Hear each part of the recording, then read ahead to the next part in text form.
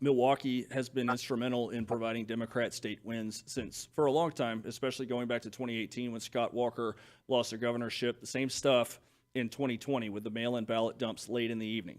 Now it's not just Milwaukee, but Madison. So my opinion on Wisconsin is that without devastating margins in Milwaukee and Dane County, they can't win the state. No, that's correct. Absolutely. So, one of the strategies I know in the ground game, not only to get out the vote early and vote in person early, that's obviously been something that's been nationwide. But in Wisconsin, we've had a large presence of people to push early voting.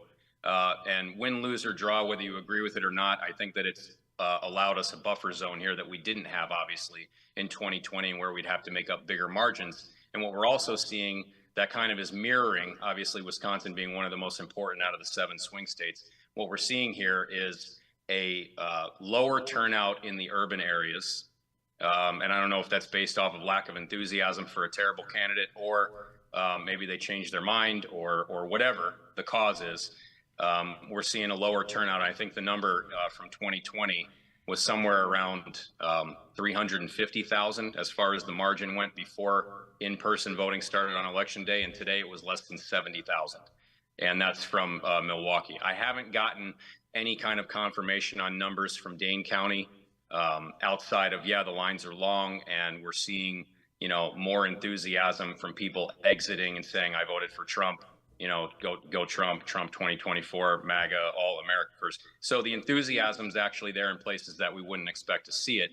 And on top of that, in Milwaukee, you're looking at a campaign where, I don't want to say this the wrong way, but we're trying to lose by less.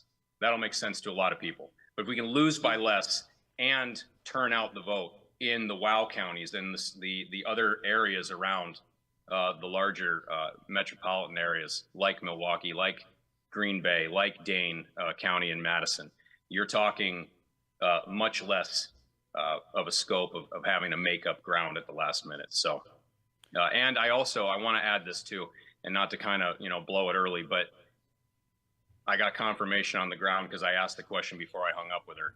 I said, are we ahead? And she said, we're pulling ahead in Milwaukee right now. Well, I always like to say the trend Not is more your Milwaukee friend. set. I don't want people to be confused there, but we're pulling ahead in the state as far as, trends and exits. Right. So the trend is your friend.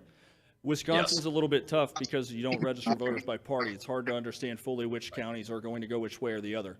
But Milwaukee County, they have to deliver a devastating margin. And one of the hallmarks of that county is urban decline. And they've got a large population loss, and by my calculations, 35,000 fewer registered voters than they had 4 years ago. So that's 35,000 fewer ballots that are going to be passed out and filled out in boiler rooms. And I think that Trump is probably going to clip the margins with Black and Latino men somewhat, which is a very important thing to understand. So with that said, Wisconsin, it's been a 1-point race or less in 4 of the last 6 elections. So I think that all these polls, obviously, that show you big 6-point Democrat leads are probably the silliest things I've ever seen. Yeah, and I can tell you just from driving all over this state, even in places where you would expect to see, and I know signs don't equal votes, but signs do equal enthusiasm. When we had an issue where the state party wasn't able to produce Trump signs for a period of time at the level that they needed to because of the demand, people were literally spending out of